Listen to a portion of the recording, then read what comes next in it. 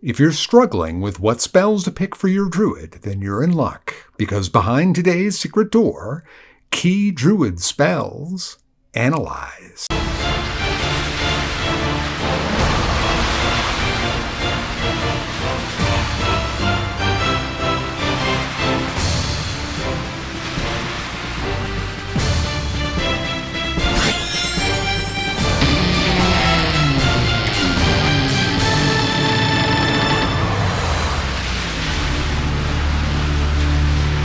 So behind today's secret door, key druid spells analyzed.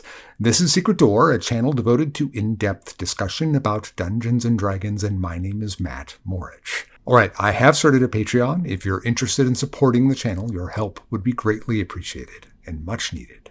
And many thanks to Marcelo and Doug for your support. The link will be in the pinned comment and in the description. So as the title would suggest, this is an addendum to last week's video on the best druid spells levels 1 through 5.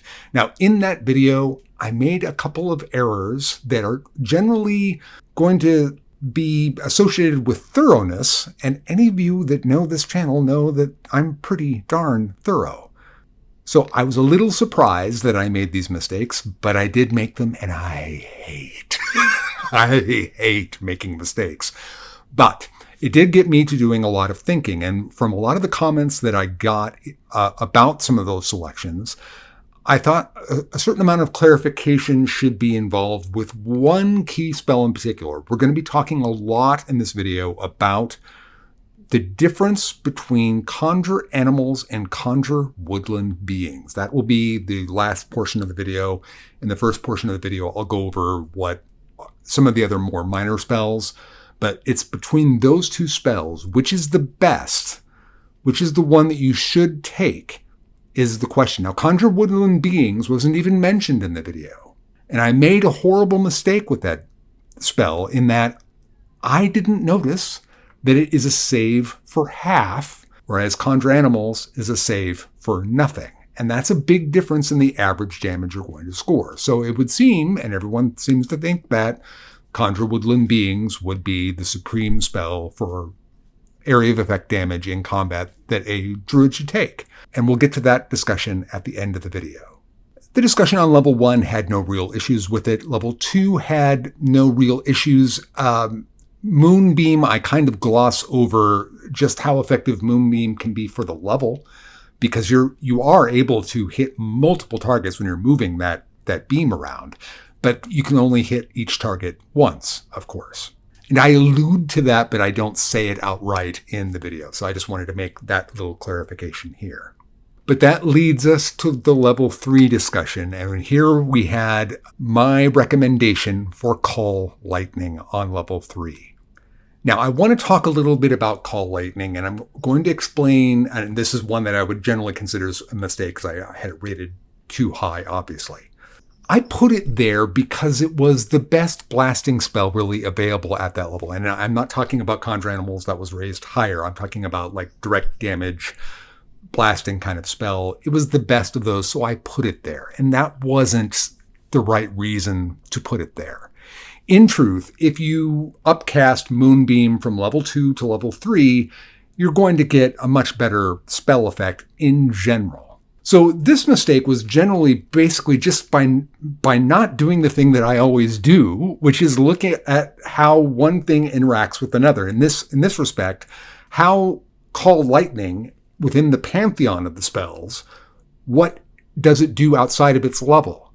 So I was looking at it simply at its level and not in relationship to what something like Moonbeam could do with that third level slot. And that's so weird, because I do it in everything else, but I didn't do it with Call Lightning. Now, I do want to say this in favor of Call Lightning, because I think that these are things that might be just, the proper attention may not be being paid to it. People have referred to this as a trap spell. It isn't a trap spell. A trap spell would mean that it's a spell that looks good, but is horrible. Call Lightning isn't horrible. It's just not as good as an upcasted Moonbeam. One of the things that you have to remember with Call Lightning, and I know many of you are going to groan, but just hear me out on this, it does have that little caveat at the end of it that if you are casting it during a storm, it gets an extra D10. Now, you may think, well, the chances of that happening are so rare, Matt. Well, look, if you, these are not spells you have to pick every single day. Call Lightning could be something that you go and you pick when you're traveling.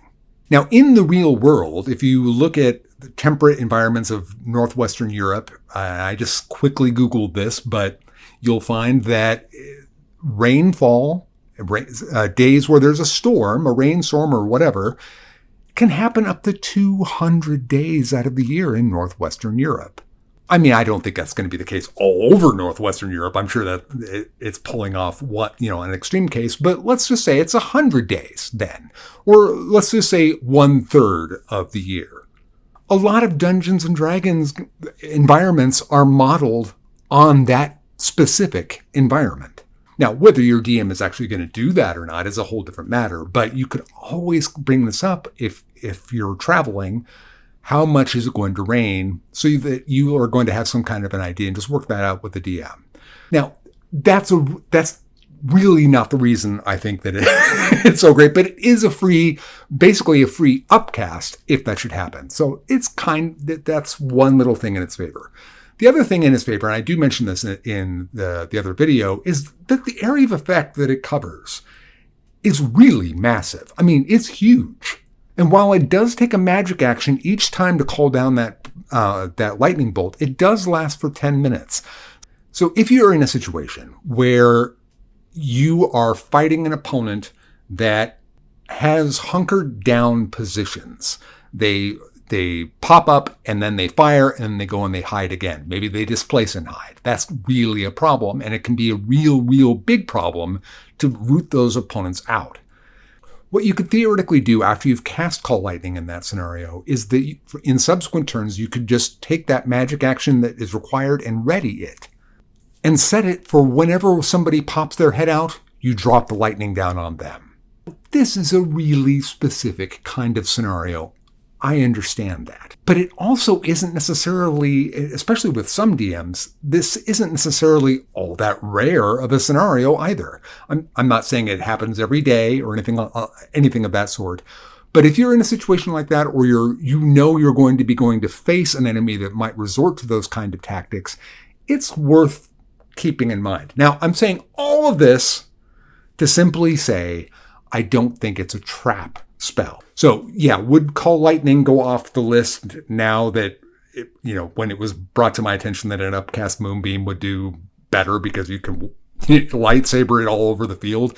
Yeah, I mean, yes, I would take it off the list. I just want to point out to folks that it really isn't a trap spell. It's not a garbage spell. It's simply, it shouldn't have been on that list for sure, but it would be what I would call an average to slightly above average spell. And now the next spell before we get into the final home stretch here with Conjure Animals versus Woodland Beings. Now, there is a problem with Fount of Moonlight that a commenter brought up but didn't really address exactly why. But I got what they were saying. I think it doesn't really matter if this is what they thought or not. It's the truth. Is that if you were to cast Conjure Woodland Beings instead of Fount of Moonlight, the amount of damage that you would receive is effectively the same as what you would get out of Fount of Moonlight. And that's true if you're just talking about the dice involved. Now, it's true that Conjure Woodland Beings is also going to provide you with the area of effect, so you have the potential for all that, in which case it's going to very much outdamage Fount of Moonlight. But I put Fount of Moonlight on that list because I recognize, as somebody that wants to build certain kind of characters, that is a great spell for certain kinds of characters. And if it were as simple as comparing the damages one to the other, it would be a pointless spell. But there is something else to Fount of Moonlight other than just that, and that is the reaction that happens when you get hit. When you get hit, and you have Fount of Moonlight, whoever that was, up to 60 feet away, doesn't have to be a melee combatant, that opponent, you spend a reaction and you can force a Constitution saving throw, and if they fail, they have the blinded condition until the end of your next turn. Now, folks, that's essentially Fairy Fire under a different name. Fount of Moonlight, therefore, becomes kind of a combination of Fairy Fire and Hex. But the fact that it has that little thing in there with the blinded condition, if you're using Fount of Moonlight, you're in melee distance, or why on earth are you casting the spell? So you're in melee distance, you're probably going to get hit. Probably once a round, very likely. You're a druid. You're not exactly like, crazy high armor class. So if you are getting hit, you could be theoretically forcing that. I think it's pretty safe to say you're going to be forcing that reaction. You'll have it available to pretty much every turn. Now, if every combat takes about 4 rounds on average, that would mean 4 reactions. It's a Constitution save, so assume that they are going to save half the time. That means that 2 out of those 4 rounds, they're blinded. That means they have disadvantage. Now, that debuff side of being blinded may not ever come to pass because of the timing. The advantage isn't just for you, it's advantage to anybody that attacks it because it's blinded. So aside from the damage that Fount of Moonlight is generating via your attacks, gaining advantage 2 out of 4 rounds is going to up the damage that you're getting out of Fount of Moonlight, because you're getting effectively 25% out of that pool of dice. Then the pool of damage that you normally would do without Fount of Moonlight, 25% extra from that, 25% from what you would get from Fount of Moonlight, the extra crit chances, and of course, 25% for anybody else that wouldn't have advantage otherwise that is attacking that target. So if you have a 3 other party members that each have let's just say we're talking about a 7th level character minimum here. If they each had a 30-point possible damage pool, and that's very conservative at 7th level, very, but if that were so, then each of those is worth another 7.5 points.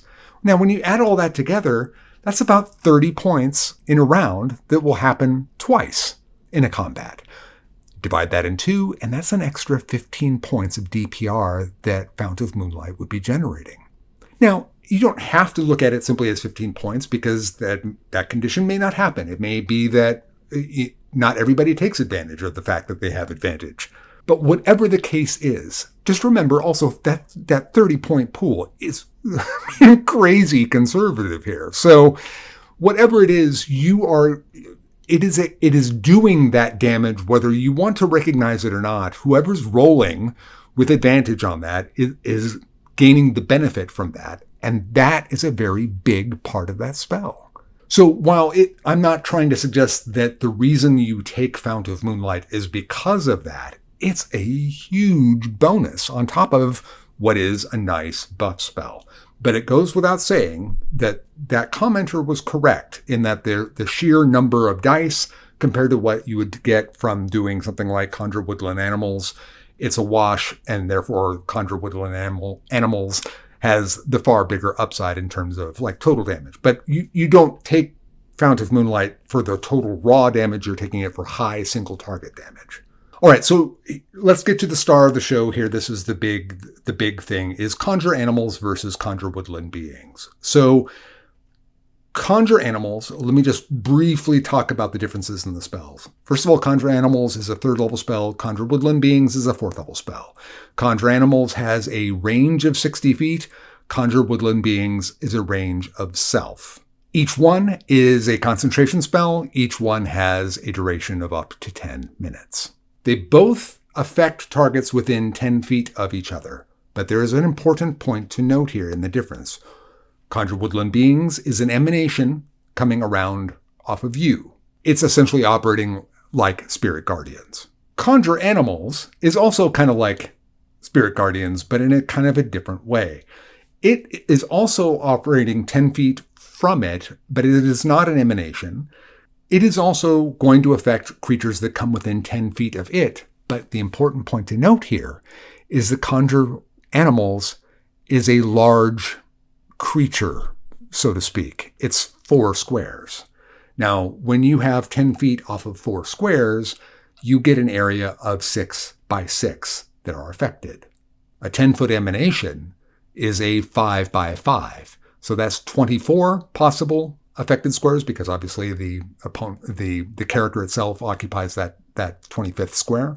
With Conjure Animals, that's 36 squares that could be affected, 4 of which the spirit animals are in, but the spirit animals, and this is going to be a point that we're going to have to simply agree that we don't know. All it tells us about those animals is that they are intangible and spectral. That is not a game condition. Now, we all can agree to a certain degree what intangible means, but it's where it affects gameplay that we really have to be specific here. Does intangible mean that they can walk through walls? It doesn't say that they can, but it does say they're intangible. And if you look in the dictionary, and intangible, one of the definitions is cannot be grasped and has no physical presence. I am going to assume that most DMs are going to probably want to say no to it walking through walls. So I'm just going to assume that's the case. Truth be told, it doesn't really matter if they do, because you have to, it's not like you could send it through a wall and have it run amok through a castle and trample everything down, because it only forces saving throws to things that you can see. I'm not assuming that you're going to be able to send it through walls. I am assuming that you're going to be able to pass through opposing squares. My opinion or thinking about the spell does not hang on that point, but I just want to make that point that in the way I see it, that 4-square block can go anywhere it wants to on the battlefield in terms of, it's going to ignore just about anything on the battlefield because it's not really there. It's a spirit form. Now, it is worth noting, however, that when you cast the spell, it does have to appear in an unoccupied space. So I think that may just be for clarity and convenience for the DM and everything else, but it should be worth noting that it does say that. So it may be that the DM, based on that alone, will rule and say, no, it can't pass through other creatures. Then what does intangible mean? I don't know. So it's very odd. But because it doesn't give them any kind of stat block, there is no way to attack those creatures. There is no way to destroy them or whatever. I would have to think that they are simply just exactly what you think of when you think of something intangible, that it can just move through whatever. So now continuing with the comparison, Conjure Animals and Conjure Woodland Beings essentially do the same amount of damage if you upcast Conjure Animals to 4th level. However, Conjure Animals, and this is the mistake, like I said earlier, that I made with the spell, is a save for nothing spell, dexterity save. Conjure Woodland Beings is a wisdom save, and you save for half. And that is a big difference in terms of the average damage. So at a 4th level casting, Conjure Woodland Beings will do about 16 points of damage on average, and Conjure Animals will do about 11 points of damage on average. Now, the difference between 11 and 16 is significant. And it's for that reason that I think most people are just assuming that this is, and people were telling me that it is the greatest of the Druid spells, the preeminent word was used. It's very good. I'm not here to run down Conjure Woodland Beings. I just think Conjure Animals is better. Now, I'm going to continue with this comparison, but just keep in mind, I'm not trying to say that Conjure Woodland Beings is bad or anything else but very good. I think that there's a better spell, and its name is Conjure Animals. Now, the reason I think this is because it has range. Number one. Number two, it's pinned to your character, just like Spirit Guardians is. Now, Spirit Guardians, when there was no other spell like it, was incredible. But if you have something that can be cast at range and can move wherever you want it to without it requiring any action on your part, no bonus action, no nothing, it can simply move 30 feet around and do its thing. That is a massively big difference in power level. It just is. Now, Conjure Woodland Beings gives you a bonus action where you are able to use that bonus action to disengage with. My problem with that, and while that seems like this wonderfully nice asset to it, the problem is you have to use it simply to compete with Conjure animals. If it didn't give you that bonus action, this wouldn't even be close. But let's continue and just hear me out. So, Conjure Animals is able to run around, do its thing. It's doing less damage. But let's talk about round one. Round one, you might have encounters where you're starting an encounter within 30 feet of another creature, of the enemy. That can certainly happen. It also often happens that 30 feet is not going to cut it. Generally speaking, I think that in dungeon situations, in general, you're going to have more of close quarter kind of scenarios like that. But these things can happen wherever a fight's going to break out. I'm not trying to represent that it always happens this way or that way. But I'm simply trying to say that there are plenty of encounters where you have to close with the enemy. You roll initiative, and then that first round, depending on how things work out, you may or may not be able to be in melee contact with the enemy by the end of the round. Now, if you are a druid that is going to be closing on the enemy, and you haven't reached 10 feet of them yet, but you have cast Conjure Woodland Beings, will the enemy comply and close with you, or will they back up? I don't know. That is entirely how the DM is going to play that. It depends on the creature and how good the DM is at resisting metagaming, how good the DM is tactically, all those kinds of things. But it's a real point here. My point is not to dive into like every one of those things, but to get to a general idea of how often in that first round is Conjure Woodland Beings going to be even remotely in an optimal kind of scenario. Because Conjure Animals is going to be in a pretty much optimal scenario almost all the time. Certainly not every single time, but almost all the time. It's got that range of 60 feet and it can move 30 more within its turn. It's going to be in a great kind of situation almost all the time. Further, because of how you can cast, because it is at range, Conjure Animals can be like dropped on top of the enemy as long as you've got a 4 square space for the pack to land in, where that 6x6 square area is hitting the enemy.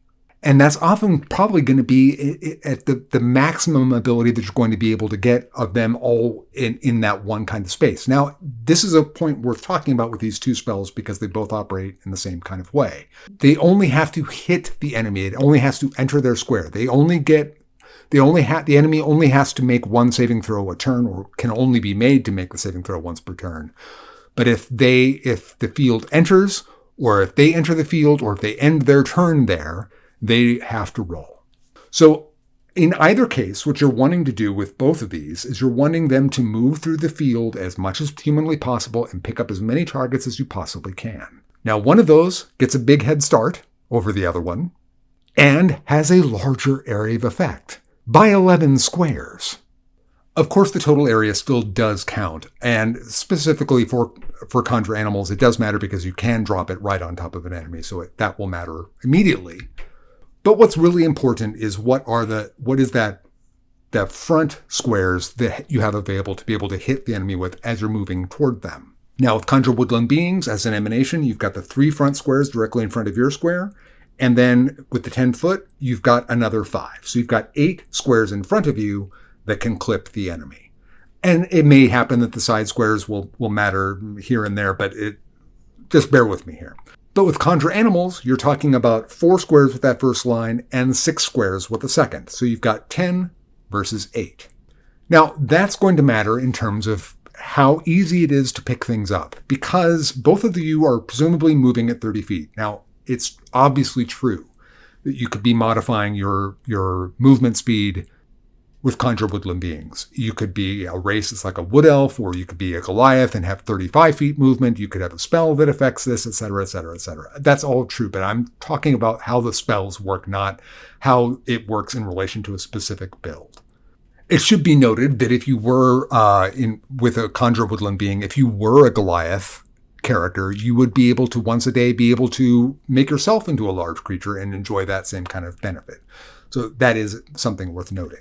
But the point here is that those 10 squares of possible area of effect mean that you don't have to move around as much to pick up every little target, and you've only got so many squares of movement.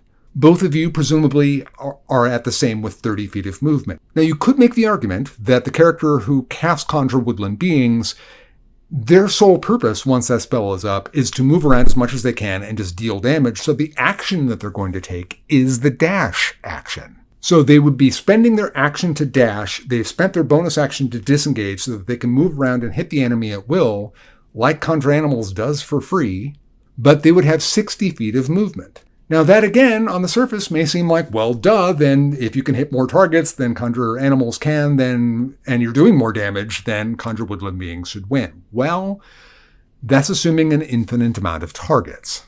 There are never going to be an infinite amount of targets. There may be a whole bunch in certain encounters, but generally speaking, we're talking about, can you get to the little pockets of targets that are going to be around on a given battlefield? But this isn't the thing that I'm really concerned about here. That can be an interesting strategy, taking the dash action and all that, but here's the problem with that. While you're not suffering any opportunity attacks from leaving the enemy after you've clipped them with the emanation, you are very likely to be out of position badly. Meaning you may find yourself so deep into enemy territory because you're not doing enough damage with either of these spells to be dropping characters at 7th level or opponents at 7th level, especially in round 1. So you're just hurt. You're doing a lot of damage, but what that's going to make you is a really big target. And if you're moving deeper and deeper into the enemy territory just to be able to pick up more and more targets to hit with, that probably means that your days are numbered. Just because you disengage doesn't mean that you're invulnerable. It's going to feel great in that turn. It's going to feel fantastic. Running around and doing all this damage is going to feel great. But if you're out of position, you're going to be getting hit. Now, I'm going to also point out that one counter is once the enemy sees this happen, they may forego their attack and do a ready attack so that when you come by and do it again, they are hitting you as you come by. Let's assume that they don't have a very good range option. That could also be a good thing. Maybe you also smell this out and you don't even obligate them by not passing them again. But, you're not doing any damage. Now, you are eating all their actions, and that's certainly really good. But if the goal of the spell is to drop them and do damage to them, if that's what we're talking about here, you're not doing that very effectively, because what you're going to be walking into in that scenario is a whole bunch of ready attacks coming at you. Now, not every DM is going to do that. Of course, I'm not trying to pretend that that's the case. But these are the practical points of how it will be played, especially once you've done this 2 or 3 times. All right, now having said all that, in terms of general movement, it gets down to this. Because of the area differences, if you don't take that dash action, you have to figure out where your safe landing is going to be, meaning if you're going to confine yourself to the 30 feet of movement and use your action for something else other than dash, then you are limiting the amount of squares that you're going to move into the enemy and presumably use the rest to escape to something remotely safe. And presumably the dash action will actually be used just so you can achieve that. So again, comparing it with Conjure Animals, if you were going 30 feet into the enemy and then dash action to get out of there, it's the same as Conjure Animals. And Conjure Animals has the bigger area of effect. If you just simply go straight into the enemy and just go, 60 feet all the way through into the enemy camp, picking up everything you can, yes, you'll probably pick up the same or maybe more. If there are more total targets available that Conjure Animals can't get to, you'll probably get to them. You're also probably going to die because the entire army of all these targets is going to look at you as their biggest threat and they're going to try and kill you. One way or the other, with Conjure Woodland Beings, you are going to be drawing attacks that Conjure Animals doesn't have to deal with at all. You can't attack it. It's just moving around. As your druid, you can be very safely in a very safe position and just let it run around and do its thing and use your bonus action and your action as you like. And we will get to that in a moment. What I want to pin down here is the other point, and that is if you are taking more attacks, how many more are you taking? Now, it's impossible for me to give you an accurate idea. But let's assume that the Conjure Animals druid is getting attacked once a turn. Is it safe to assume that you who are running around in the middle of all that, once it's all said and done, are going to get attacked twice a turn? Of course you are. It's probably more on the order of 3, and it could, of course, be a hideous number. They could all collapse on you, and this is kind of like, it gets into a ridiculous number. But I'm not trying to create a scenario where the worst possible thing is going to happen to you all the time. That's simply not the case. But simply by being so deeply out of position, any melee character should be expecting to get hit 2, maybe 3 times in a turn. At that point, if you're going deep into enemy territory like that, of course you should. So simply speaking, if you're getting hit twice as much, and we're talking about an identical character here, we're simply questioning what spell we're employing, the character that gets hit twice as much is making twice as many concentration saving throws. And even if you went and you took Warcaster, and your ability to make a DC 10 check is the ability, therefore, to fail a DC 10 check is something like 10 to 15%. If you're getting hit twice as much, and you've got 12 rounds of combat in a day, and you're getting hit about once a turn, you're gonna fail. Now, if you're getting hit, this is just simply if you're getting hit twice. If you're getting hit 3 times, or not hit, but attacked 3 times, you're getting hit about 1.8 out of that, or 1.5, let's just call it, which would mean that in the course of a day, if you're getting attacked 3 times in 12 rounds, and you're getting hit 1.5 times in a round, that means 18 hits. That means 18 saving throws. Mathematically, even if you took Warcaster and you had a 14 Constitution, you're looking at about pretty much 2 guaranteed fails in that scenario. The Conjure Animals character, if you're getting hit if you're getting attacked once in a round, and just remember, don't get hung up on what number I'm assigning here. I'm talking about the ratio is what's important. It goes without saying that if the spell is pinned to you and you're having to get into the enemy to do all this, that you're going to get attacked more. I'm not talking about opportunity attacks. I'm talking about straight attacks. You're going to get hit more, especially if you made a positional mistake. So this doesn't amount to like this big deal breaker here with the concentration, but it's a real difference. So you are putting yourself in a situation where even though you have Warcaster, because of the nature and the style of play that the Woodland being spell demands, you're probably going to fail once or twice in a turn, whereas it's not even a given that you will fail at all once if you're getting attacked once a turn with Conjure Animals. I'm not saying that you will never fail. You understand what I'm saying. Now, that's just the concentration saves, though. You're getting hit. You're getting hit way more. That may or may not be a big problem for a Druid. It depends on what else you've got going on, what circle you picked, and how you're employing all this, and da-da-da-da-da. That's all true. But you are getting hit way more with Woodland beings.